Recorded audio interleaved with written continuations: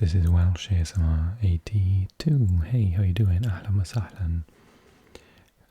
So in today's video we're looking at the Saudi Professional League, which has just started, is 2 games in, and it's for the 2022-2023 season. We're going to take a look at the league, look at the teams involved, look at the foreign players that they've got in, and then I'll give my predictions of who I think is going to win it at the end of the video. I hope you enjoy this video. Okay. So the 2022-23 Saudi Professional League, known as the Russian Saudi League for sponsorship reasons, is the 47th edition of the Saudi Professional League. I love that logo. The top Saudi Professional League for association football clubs since its establishment in 1976. Fixtures for the first half of the 22-23 season were announced on the 4th of August 2022. Al Hilal are the 3-time defending champions after winning their record-extending 18th title last season. Al Adala, Al Khalij and Al Wahda join as the 3 promoted clubs from the 21-22 Yellow League, replacing Al Ahli, Al Fisali and Al Hazm, who were relegated. Al Ahli was relegated? No way. How did that happen? And Al Fisali is also a decent team. Shocking. I didn't know that. My. Okay, so changes. On the 14th of April 22, the Saudi FF Football Federation announced that the number of teams in the Pro League would be increased from 16 to 18 teams. Yay! To prepare for this change, only 2 teams would be relegated to the First Division League and 4 teams would be promoted to the Pro League. Name sponsorship. On the 23rd of August 2022, the Saudi Pro League announced that they had signed a sponsorship deal with real estate company Roshan. As part of the sponsorship deal, the Saudi Pro League would be known as the Russian Saudi League for the next 5 seasons. 16 teams will compete in the league this year. The top 13 teams from the previous season and the 3 teams promoted from the FD League. All 3 teams were promoted on the final day of the season. Al Khalij were promoted and crowned champions following a 0-0 away draw with Najran. Al Khalij returned to the top flight for the first time since getting relegated from the 2016-17 season. Al Khalij will play their 8th season in the top flight. Al Adala were promoted during a 0-0 draw away to Jeddah. Al Adala returned to the top flight after an absence of 2 seasons. Al Adala will play their 2nd season in the top flight. Al Wahda were promoted following a 3-0 away win against Al Diriyah. Al Wahda will play in the top flight of Saudi football after a season's absence. Al Wahda will play in their 38th season in the top flight. Al Hazm were the first team to be relegated following a 5-2 defeat away to Al Ittifaq on the 21st of May. Al Hazm were relegated after just 1 year in the top flight. This was their 2nd relegation in 3 years. Both Al Ahli and Al Fisali were relegated following the final day of the season. Al Ahli were relegated following a 0-0 away draw with Al Shabab. I mean, that's a decent result actually. Al Ahli were relegated for the first time in their history. Oh dear. They have previously competed in every edition of the Saudi Pro League since its inception in the 76-77 season. This will be the first edition of the Pro League in which Al Ahli will not feature. It's a massive club. Can't believe they got relegated. Al Fisali were relegated following a 2-1 away defeat to Al Hilal. They've changed their logo.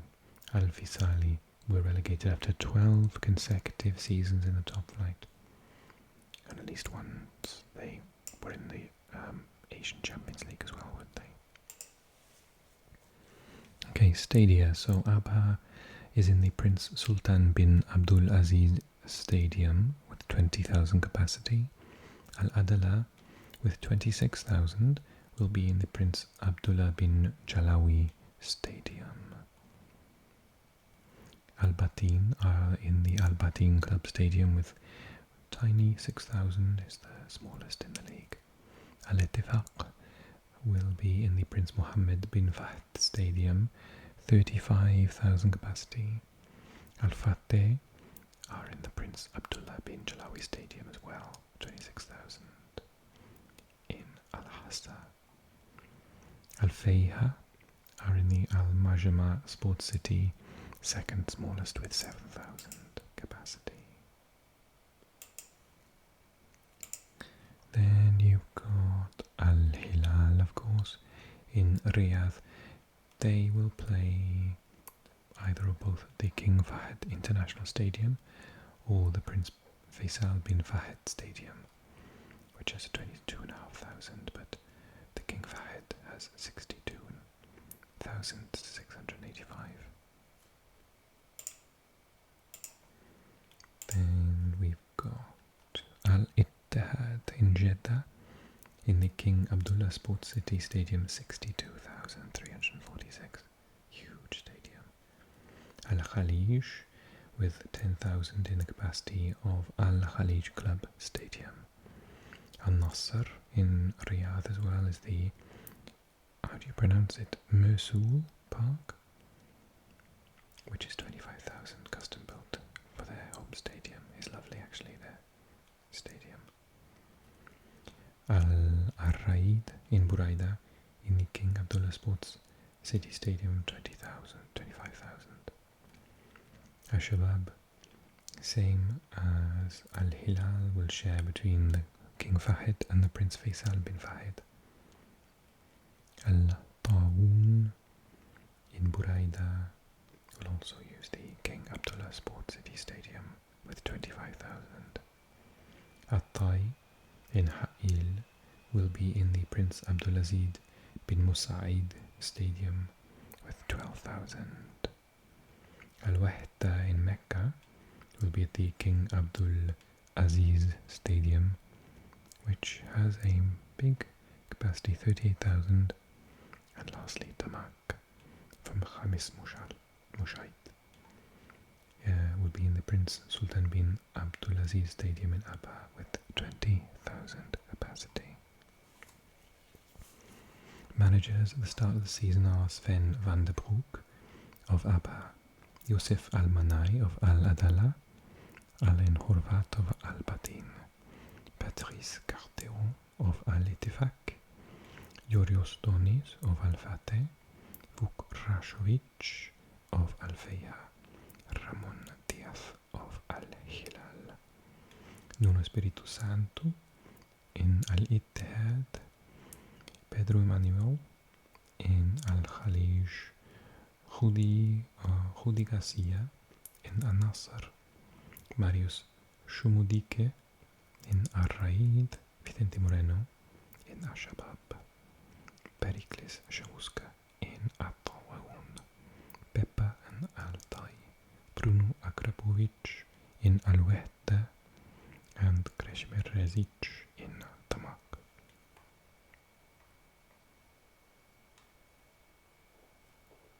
Couple of changes to managers, most notably for Al-Nasr, where Miguel Ángel Russo left and Cosmin Contra left Al-Ittihad. Actually, Marius Shumudika also left Al-Shabab. Okay, so foreign players for Abha. We've got Tayeb Maziani from Algeria, Davis Epassi, Felipe Caicedo, oh yes, cracking player, Saad Natik, Amin Atouchi, Uros Matic, it's a good player, Saad Barir, Al-Adala, Lautaro Palacios, Edson, Reinaldo Lenis, Anderson Plata, both Colombian, Mikhail Tirestam, Milan Mijatovic, Christopher Gonzalez, and Martin Anga. Albatin, Mauricio Antonio, Yusuf El Shibli, Martin Campagna. Only 3. Al Ittifaq, Paulo Vitor, Vitinho. Oh wow, they got Vitinho, he's a fantastic player. And then you've got Marcel Tisserand, Yusuf Niakate, he's very fast, isn't he? Darko Velkovsky, Robin Quaison, fantastic. Naim Sliti, he's brilliant. Berat Özdemir. Al-Fateh, Sofyan Bendebka, Petros, formerly of Al-Nasser, Murad Batna, Marwan Saadane, Christian Cueva, Alex Balera, Fran Belez, and Jakob Rinne. Alfeja Paulinho. Which Paulinho is he? Okay, I don't know him. Paulinho. Ricardo Rella, Panyotis Taxidis, Anthony Nwakaeme, Alexander Trajkovski, very good, Milan Pavkov, Vladimir Stojkovic, and Victor Ruiz. Al-Hilal Luciano Vieto, Michael, very good player, Mateus Pereira, fantastic, Gustavo Cuellar, Musa Marega, Odion Igalo, André Carillo, Chang Yun-Soo. El Ittihad, Helder Costa, Igor Coronado, Marcelo Grua, Bruno Enrique, Romarinho, Tarek Ahmed Hegazi, he's very good, Abderrazak Hamdallah, he's fantastic as well, also formerly of Al-Nasr. Al-Khalij, Sokol Chikaleshi, Jamal Ben Lamri, Douglas Friedrich, Morato, Lucas Souza, Brian Riascus, Andrei Biogopoko, Uzuchuku Anthony, Al-Nasr, Pity Martinez, he's brilliant, Luis Gustavo, interesting they got him, Talisca, he's amazing, Abubakar, fantastic, David Ospina, really, Ghislain Conan, Alvaro Gonzalez, and I love Masharipov. Al-Rayed, Pablo Santos, René Santos, Julio Tavares, Damian Djokovic, Karim El Berkawi, Mohamed Fouzair, Silvio Lung Jr., Alexandro Merite. Ashabab, Eva Benega, brilliant, Christian Guanca, Carlos, Jaco Santos, Aaron Bupenza, Gregor Krychowiak, yeah, he's very good, Kim Seung-yu, Santimina, really, on loan from Celta Vigo, wow, he's amazing. Altaun Flavio, Milson, Naldo, Leandre Tawamba, he's amazing, Mustafa Fatih, he's very good, Ashraf El Mahdiawi, Kaku, Alvaro Medran, Altay, Amir Sayud, Victor Braga, Dener, Collins Fay, he's good, Kaim Benza, Alfa Semedo, Adrian Martinez, Knowledge Musona, Alouette, Anselmo, Oscar Duarte, he's very good, Jean-David Bougel, Karim Yoda, he's very fast, Jason Rodriguez, he's good, Faisal Fajar, Munir Mohammedi, Alberto Botilla, Andamak, Abelkader Bedran, Farouk Shafai, Hilal Sudani, Mustafa Zerba, Bruno Duarte, Damagoy Antolic, Adam Maher,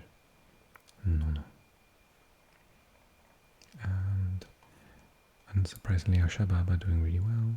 7 goals scored in 2 matches. Wow. None conceded. Bizarrely though, why is that?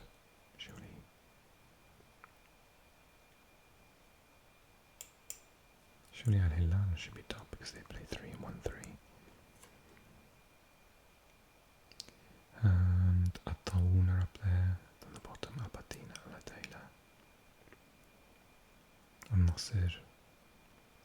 Only 2 games played, so 1 draw, 1 loss. 1 win, 1 loss. Al-Ittihad is there. Al-Damak are doing very well.